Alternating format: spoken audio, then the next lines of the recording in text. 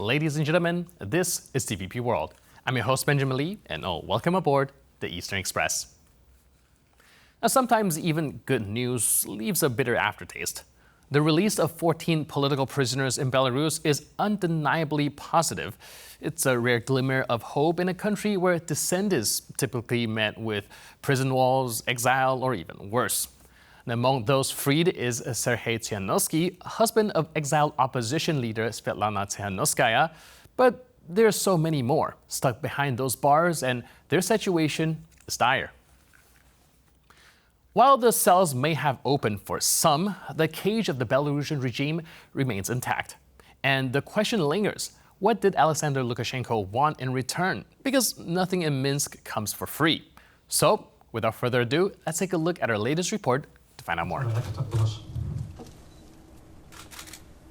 Sergei Tsikhanouski could not hold back tears when asked about the reunion with his children after he was held in a Belarusian prison for 60 months. He was arrested back in 2020 when planning to run for president against Alexander Lukashenko. I was just arrested in Grodno on 29 of May 2020, put in prison, sentenced in a closed session, and then, all of a sudden yesterday, I was let go and sent abroad. The release was the immediate result of the visit of U.S. Special Envoy to Ukraine Keith Kellogg to Minsk, where he met with the Belarusian leader. I want to personally thank President Trump and his administration. Without their tireless efforts, this moment would never could happen. Apart from Tsikhanouski, 13 other political prisoners were freed, seemingly a step towards easing relations between Belarus and the West. But for some, this raises more questions than answers. At the end of the day, we don't know what the game is. After all, Lukashenko is a total vassal of Moscow. He's not a free agent. He doesn't do as he pleases. Despite this release, more than 1,100 political prisoners are still behind bars in Belarus, and new ones are arrested on a daily basis. And now let's zone in on the east-leaning portion of our show. Since August 2020, Belarus has been a battleground for freedom. A disputed election sparked protests, which Minsk met with brutal crackdowns. Thousands became political prisoners. Since August 2020, Belarus has been gripped by a human rights crisis, with thousands of political prisoners languishing in brutal conditions. It all began with the contested presidential election, where Alexander Lukashenko, in power since 1994, claimed a landslide victory. Allegations of widespread vote rigging sparked massive protests as Belarusians demanded democracy and freedom. The regime's response was ruthless. Over 40,000 people have been detained since the protests erupted, with many labeled as political prisoners. These include activists, journalists, and ordinary citizens who dared to speak out.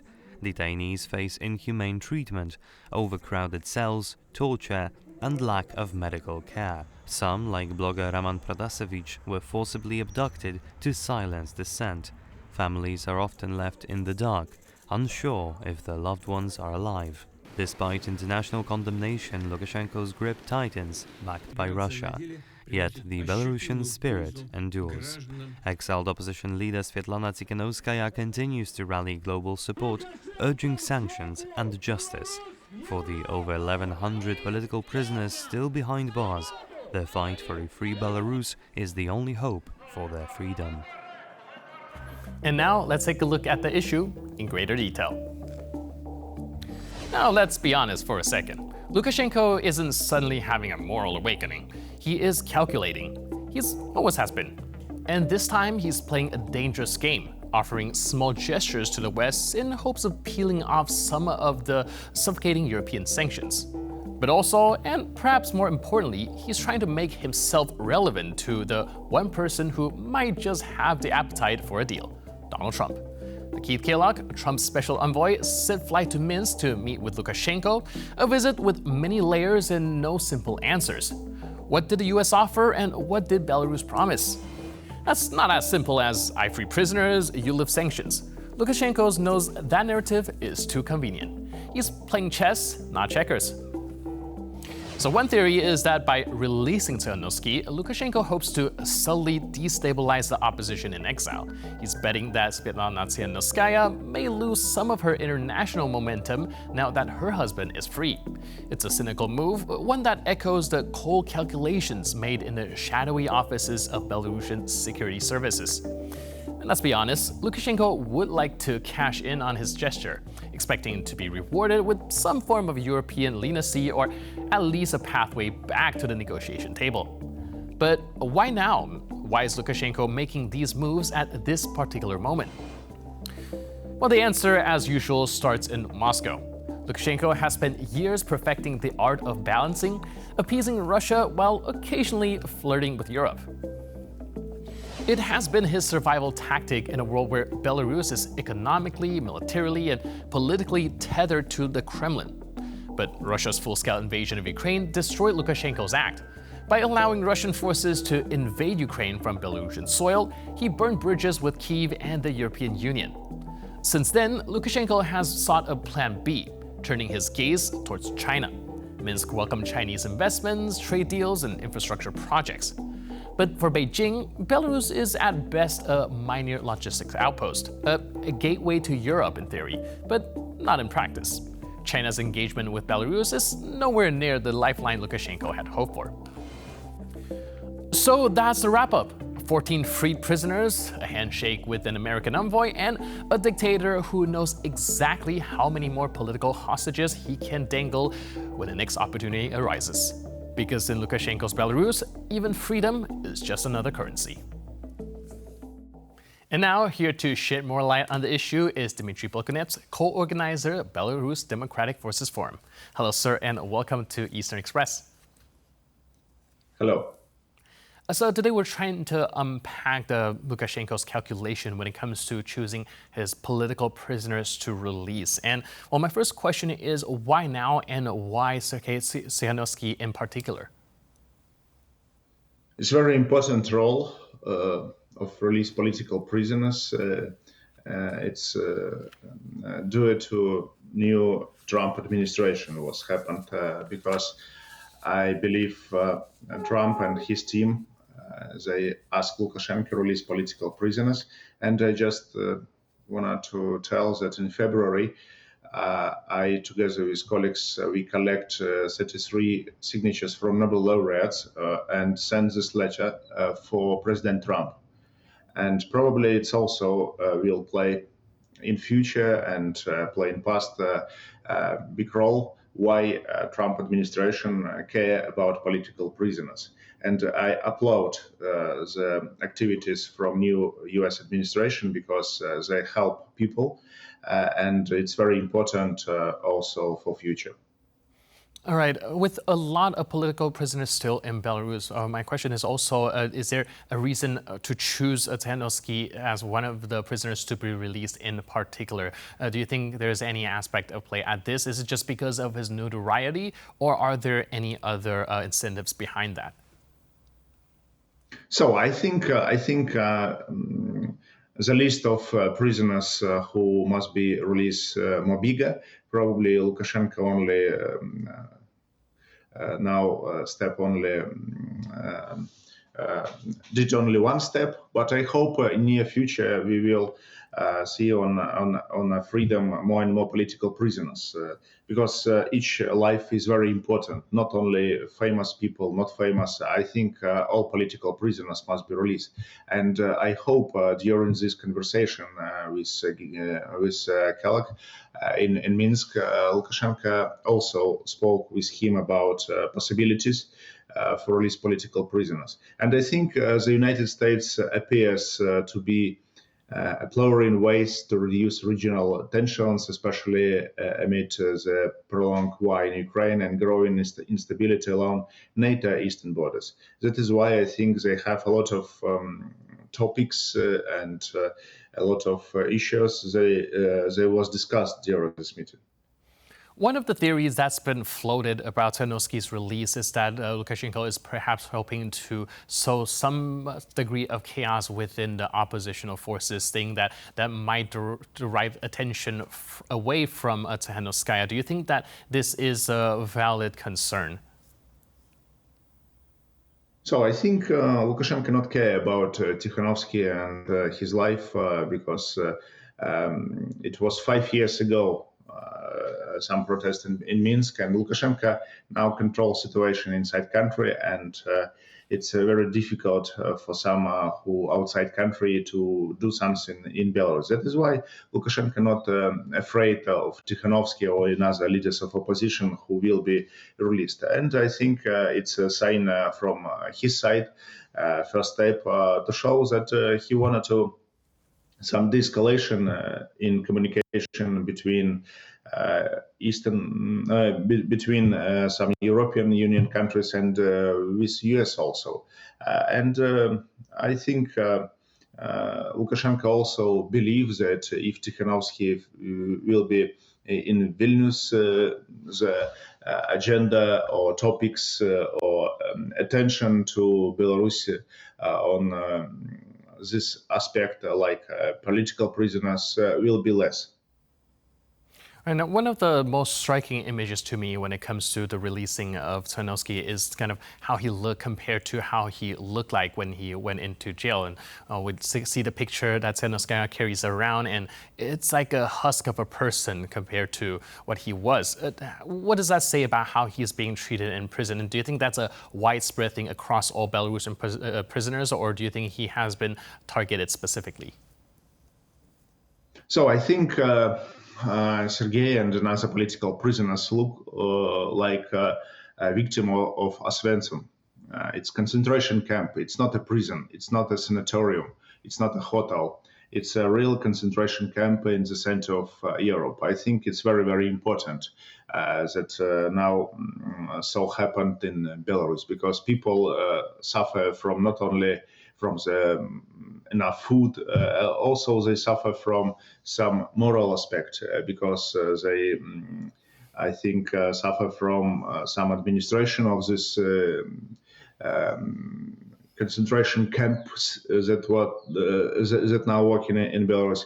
I hope for Sergei is very important now in next weeks to just find opportunity for relax, for just his health, because it's more important for him and for his future. And I hope he will be feel his more better than in past 5 years. Right. I think you brought up a very important aspect, that is the moral aspect of these imprisonment. We do know that during his time in prison, he's not allowed to contact the outside world. It's like a total feeling of isolation there. But can we extrapolate that and help us understand how that has an effect on the Belarusian population as a whole, with so many political prisoners still inside? Do you think that that negatively impacts the drive of the Belarusians to have any sort of dissent, or do you think that this actually just kind of stoked the flame?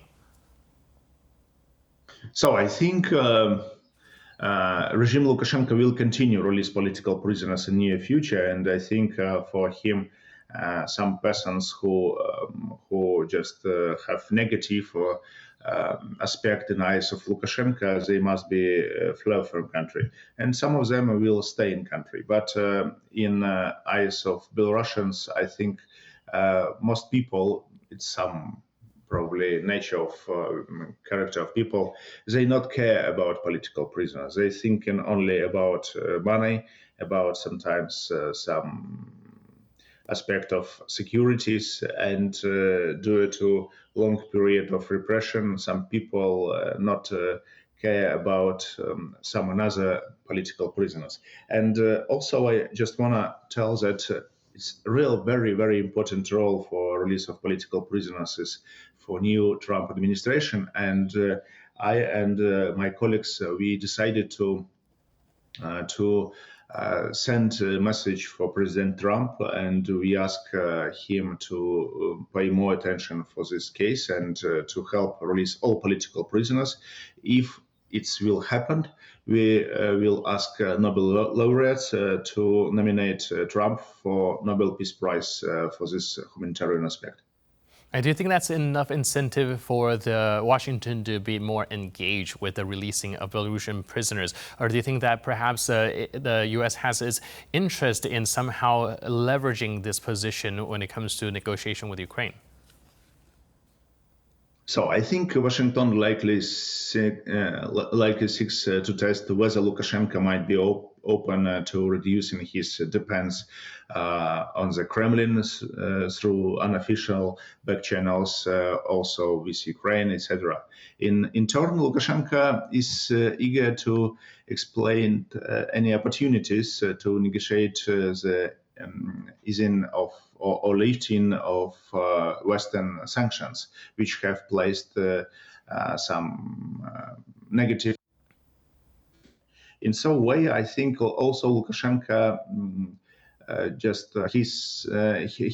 he positions himself as a potential regional stabilizer, hoping to offer the role of some negotiations between Russia, West, Ukraine, etc.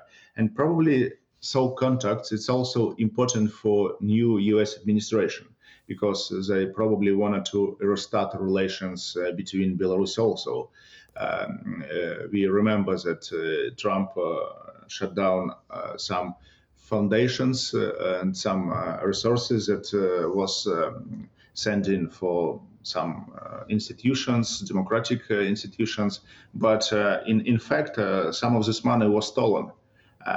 This money not help Belarusian society or Belarusian democratic movement. Most of this money was stolen. And also, I think the new U.S. administration understands it. And probably during this meeting with Kalak, Lukashenko spoke about necessary to restart relations between Belarus and U.S.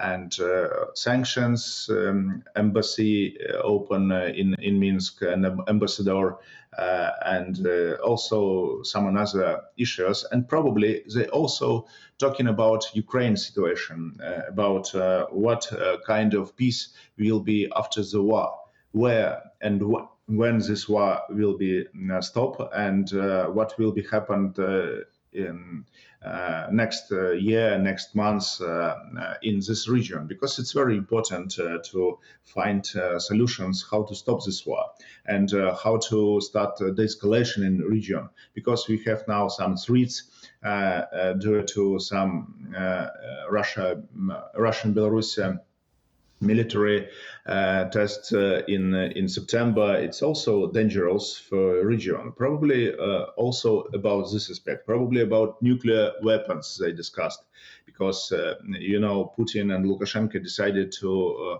allocate some nuclear weapons in Belarus. In other way, if US afraid this, Putin will ask and Lukashenko also, okay, we will just move these nuclear weapons from Belarus, but you must do the same in Germany, for example. It's just a global now we have. How they now planning on the global table what will happen with Belarus, and I think Lukashenko also just wanted to became more independent from Kremlin, but my view is now is not possible. Right. Thank you so much for breaking that down for us. I really appreciate it. Thanks for your input and insight, and thanks for being with us on TV World. Cheers. Thank you. And now we're moving on to the Eastern News Flash, a series of all the other stories from the East that you don't want to miss. Ukraine has received the bodies of 20 Russian soldiers during a recent exchange with Moscow. President Volodymyr Zelensky has suggested the move could be deliberate, aimed at distorting the true number of Ukrainian casualties. Speaking of the body repatriation efforts agreed upon during recent Istanbul talks, President Zelensky said Moscow had sent remains that were confirmed to be Russian, some even carrying Russian passports. Among those handed over was even one Israeli citizen fighting for Moscow. The exchange of war dead and prisoners has been one of the few active points of cooperation since Russia invaded Ukraine in February 2022. Under the latest agreement, both sides committed to returning the bodies of 6,000 soldiers each. The war has taken a devastating toll, with tens of thousands killed, though both Kiev and Moscow keeps official casualty figures tightly controlled. Zelensky also claimed that nearly 700,000 Russian troops are currently on Ukrainian soil. President Volodymyr Zelensky has introduced new sanctions targeting individuals and companies profiting from business activities in Russian-occupied Ukrainian territories, including Crimea. Zelensky said the sanctions are aimed at those who, quote, help justify the aggression by doing business under Russian occupation and paying taxes to Moscow.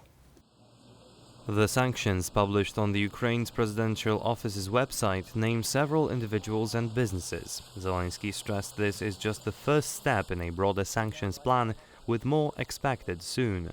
However, human rights groups have raised concerns about Ukraine's collaboration laws. According to a 2024 report by the Zmina Human Rights Center, Ukrainian law treats doing business in occupied territories as a crime, but this approach may fail to account for people who engage in economic activity simply to survive.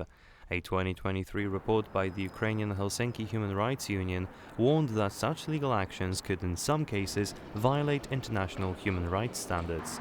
Zmina stressed that the law often overlooks situations where businesses serve essential local needs under occupation. The New York Times reports that Ukraine's security service is stepping up efforts to prevent Russian intelligence from recruiting teenagers online.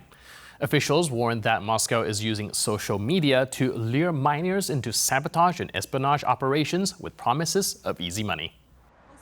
Teenagers in Ukraine are often offered hundreds or thousands of dollars to complete seemingly minor tasks like delivering packages or photographing infrastructure. More serious assignments often follow, especially if recruits are blackmailed or their phones are hacked to expose compromising material. According to Ukraine's security service, nearly a quarter of Ukrainians recruited for sabotage or terrorism by Russian intelligence are minors. Social platforms like Telegram, Discord, and TikTok have become key tools for Russian recruiters. In one instance, the SBU reported capturing a Russian agent caught filming a Ukrainian military airfield for a potential Russian strike. The agent, a 24-year-old recruited via Telegram, was instructed by Russia's FSB to locate military targets. Ukraine's military intelligence warns that Russia is also recruiting Ukrainians for operations not only in the country, but also across the whole EU. And that's all on this episode of Eastern Express. But for more news, update, and commentary, please stay tuned to TVP World.